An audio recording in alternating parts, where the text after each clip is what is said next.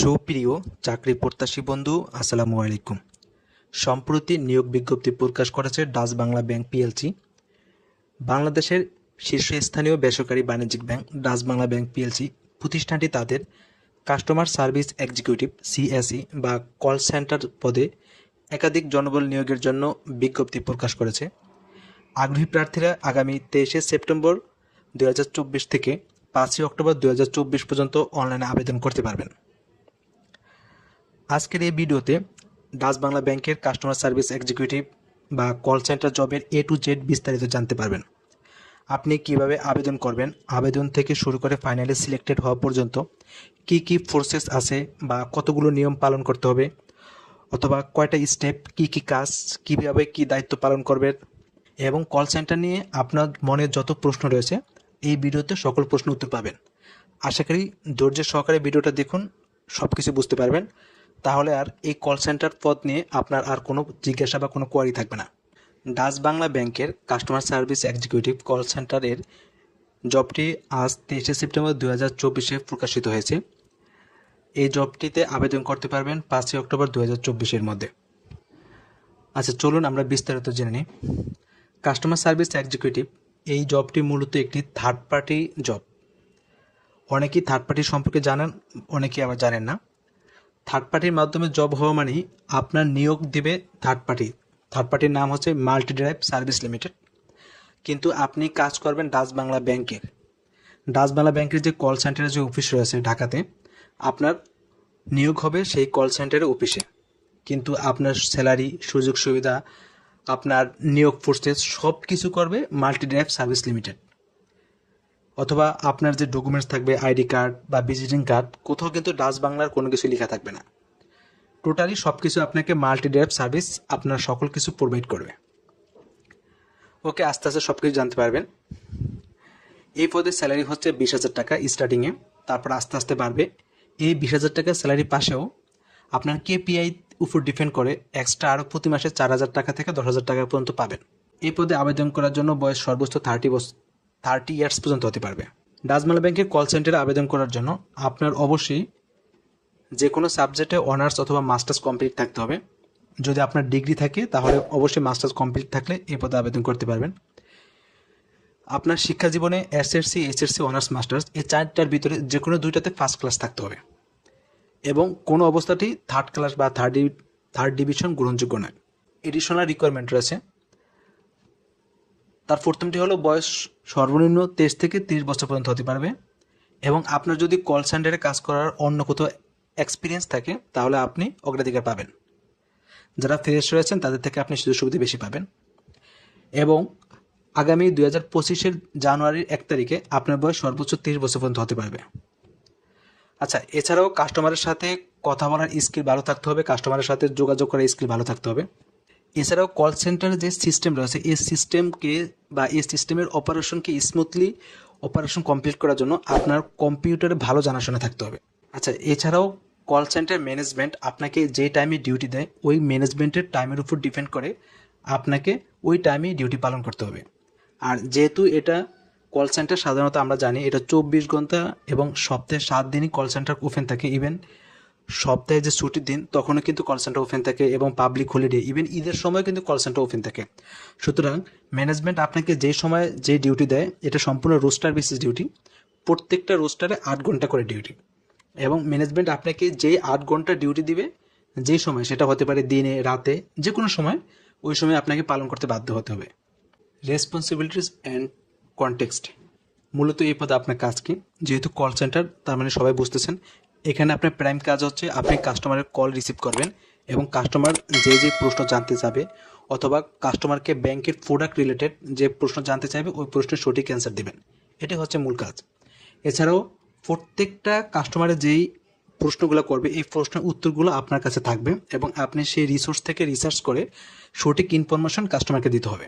এবং কাস্টমার যদি কোনো কমপ্লেইন এবং রিকোয়েস্ট থাকে তাহলে আপনাকে সেই রিকোয়েস্টগুলো ম্যানেজ করতে হবে এবং সলভ করতে হবে। এছাড়াও কাস্টমারকে ব্যাংকের প্রোডাক্টের ইনফরমেশন শেয়ার করতে হবে, এবং সিস্টেমের নতুন কাস্টমারের ইনফরমেশন আপডেট করতে হবে, এবং এক্সিস্টিং কাস্টমার হলে তার ইনফরমেশন আপডেট করতে হবে। এটা আপনার কাজ আছে। এবং প্রত্যেকটা কল আপনাকে ফলো আপ করতে হবে, এবং প্রত্যেকটা কল শেষ হওয়ার পর কলের যে ইনফরমেশন রয়েছে ওই ইনফরমেশনের ডকুমেন্টগুলো আপনাকে কালেক্ট করতে হবে।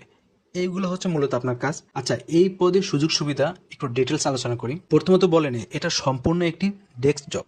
এটা ডেস্ক জব হওয়ার কারণে এই পদে প্রচুর চাহিদা থাকে। যদিও এটি থার্ড পার্টি জব, কিন্তু ডেস্ক জব হওয়ার কারণে একটু চাহিদা অন্যান্য জবের চেয়ে বেশি থাকে। এখানে কোনো বিজনেস টার্গেট থাকবে না, শুধু আপনি কল সেন্টারে কাজ করবেন, কল রিসিভ করবেন এবং কাস্টমারকে ব্যাংক রিলেটেড সার্ভিস প্রোভাইড করবেন। আচ্ছা, এই পদ থেকে পার্মানেন্ট হতে পারবেন। এখান থেকে পার্মানেন্ট হয়ে আপনি ব্রাঞ্চে যেতে পারবেন। প্রথমত এই পদের স্যালারি থাকবে আপনার 20,000 টাকা। 20,000 টাকার পাশাপাশি আপনি বছরে 2টি বোনাস পাবেন এবং 10,000 টাকা করে ইনসেন্টিভ বা ফরফিট শেয়ার পাবেন এবং 6 মাস পর আপনি পার্মানেন্ট হবেন। পার্মানেন্ট বলতে মাল্টি ড্রাইভসের আন্ডারে পার্মানেন্ট হবেন। দেন পার্মানেন্ট হওয়ার পর আপনি তখন ফরবিডেন ফান্ডের জন্য এলিজিবল হবেন। তখন আপনার বেতন থেকে 700 টাকা এবং কোম্পানি আরও 700 টাকা, মোট 1400 টাকা করে আপনার। আচ্ছা, কেপিআইটা কি এটা একটু বলি। কি পারফরমেন্স ইন্ডিকেটর, যখন আপনি কোনো কল রিসিভ করবেন বা কাস্টমারকে যখন সার্ভিস প্রোভাইড করবেন, এগুলো কিন্তু সব রেকর্ড করা হবে। আপনার যে সুপারভাইজার থাকবে তিনি আপনার কলগুলো র্যান্ডমলি শুনবে এবং মান্থলি কুইজ থাকবে এবং মিটিং থাকবে। আপনি কাস্টমারকে কতটুকু সঠিক ইনফরমেশন দিতে পারছেন, আপনার কলের উপর কাস্টমার কতটুকু হ্যাপি, এগুলোর উপর ডিপেন্ড করে আপনার যে সুপারভাইজার থাকবে তিনি আপনার কেপিআই নির্ধারণ করবে। ওটার উপর ডিপেন্ড করে আপনি 4,000 থেকে 10,000 টাকার মধ্যে পাবেন। আচ্ছা, যখন আপনি এই পদে জয়েন করবেন কাস্টমার সার্ভিস এক্সিকিউটিভ পদে, তখন প্রথম 3 মাস ট্রেনিং থাকবে। এই ট্রেনিংয়ে আপনাকে সব কিছু বুঝিয়ে দেওয়া হবে। আচ্ছা, আর কল সেন্টার এই পদে সপ্তাহে 2 দিন ছুটি হয়। সেই 2 দিন কিন্তু আপনার মন মতো হবে না, ম্যানেজমেন্ট আপনাকে যে কোনো সপ্তাহে যে কোনো 2 দিন ছুটি দেবে। সাধারণত আমরা জানি যে ব্যাংকে শুক্র শনি ছুটি, কিন্তু কল সেন্টারে আপনি শুক্র শনি ছুটি পাবেন না, যে কোনো 2 দিন ছুটি পাবেন। এছাড়াও যদি আপনি সরকারি ছুটির দিন অফিস করেন তাহলে এক্সট্রা 500 টাকা পাবেন। আচ্ছা, যেহেতু এটা রোস্টার বেসিস এবং শিফট রয়েছে, এখানে অনেকগুলো শিফট আছে। প্রথম শিফট শুরু হবে সকাল 7টা এবং দ্বিতীয় শিফট সকাল 8টা। এছাড়া বিকাল 3টা এবং 4টা এবং রাতে নাইট শিফট রয়েছে রাত 11টা। প্রত্যেক শিফটে আপনাকে 8 ঘন্টা করে ডিউটি করতে হবে এবং সাধারণত নাইট শিফটে মেয়েদের ডিউটি পড়ে না, ছেলেদের ডিউটি থাকে। এবং নাইট শিফটে অফিস করার জন্য প্রত্যেকটা নাইটে আপনাকে 150 টাকা করে এক্সট্রা অ্যালাউন্স দেবে। আচ্ছা, এছাড়াও সকাল 7টায় যে শিফটে, ওই শিফটে যদি আপনার ডিউটি থাকে তাহলে ডিউটিতে আসার জন্য ব্যাংকের পক্ষ থেকে আপনাকে গাড়ি প্রোভাইড করবে এবং রাত 11টার সময় নাইট শিফটে আসার জন্য ব্যাংক আপনাকে গাড়ি প্রোভাইড করবে, মানে গাড়ি দিয়ে আপনি সকাল 7টা এবং রাত 11টা শিফটে আসবেন। এবং যাদের রাত 11টা এবং 12টায় শিফট শেষ হবে, বাসায় যাওয়ার জন্য আপনি গাড়ির সুবিধা পাবেন। এটা অফিসের গাড়ি থাকবে, আপনাকে আলাদা কোনো পেমেন্ট করতে হবে না। এছাড়াও বছরে সিক লিভ পাবেন, ক্যাজুয়াল লিভ পাবেন এবং কল সেন্টারের একটা সমস্যা হলো ছুটি পাওয়া যায় খুব কম। ডাচ বাংলা ব্যাংকের কল সেন্টার এক্সিকিউটিভ এই পোস্টে সাধারণত বছরে 2বার সার্কুলার হয়ে থাকে। সার্কুলারটি বিডি জবসের মাধ্যমে হয়, যেহেতু এটা থার্ড পার্টি জব সেক্ষেত্রে ডাচ বাংলা ব্যাংকের অফিসিয়াল ওয়েবসাইটে এটা দেওয়া হয় না। আপনাকে অবশ্যই বিডি জবসে আসতে হবে এবং বিডি জবসে এই সার্কুলারটির লিঙ্ক অবশ্যই ভিডিও ডিসক্রিপশন বক্সে দেওয়া আছে, আপনি সেখান থেকে সরাসরি এখানে চলে আসবেন। প্রথমত আপনি বিডি জবসে একটি অ্যাকাউন্ট করে নেবেন। অ্যাকাউন্টটা অবশ্যই প্রফেশনাল অ্যাকাউন্ট হতে হবে। আমি আবারও বলছি, প্রফেশনাল অ্যাকাউন্ট না হলে কিন্তু আপনি শর্ট লিস্টেড হবেন না। এই জন্য যাদের বিডি জবসে অ্যাকাউন্ট রয়েছে বা বিডি জবসে অ্যাকাউন্টের যাদের এক্সপিরিয়েন্স আছে তাদের মাধ্যমে একটি সুন্দর এবং প্রফেশনাল একটি অ্যাকাউন্ট ক্রিয়েট করে নেবেন। যদি আপনি না পারেন তাহলে যে কোনো কম্পিউটার দোকান থেকে বা যার মাধ্যমে হোক আপনি প্রফেশনাল অ্যাকাউন্ট ক্রিয়েট করে আপনি এখানে আসে অ্যাপ্লাই নাও এখানে ক্লিক করবেন। নিয়োগ প্রক্রিয়ার প্রথমে যারা আবেদন করবে তাদের থেকে প্রথম শর্ট লিস্টেড করা হবে। শর্ট লিস্টেড থেকে যাদের নাম আসবে তাদেরকে প্রথম একটি পরীক্ষা একই দিনে রিটেন এবং কম্পিউটার পরীক্ষা হবে, এটার জন্য SMS দেওয়া হবে। আচ্ছা, রিটেন পরীক্ষা খুবই একটা সহজ 30 মার্কের একটি পরীক্ষা হবে। আপনাকে যে খাতা দেওয়া হবে খাতার মাঝখানে আপনার লেখার স্পেস থাকবে। খুব কঠিন প্রশ্ন হয় না, যেহেতু এটা থার্ড পার্টি জব, খুব স্মুথলি আপনি পরীক্ষা দিতে পারবেন। আপনার যদি ব্যাংকে প্রিপারেশন ভালো থাকে, মোটামুটি প্রিপারেশন থাকলেও আপনি খুব সুন্দর পরীক্ষা দিতে পারবেন।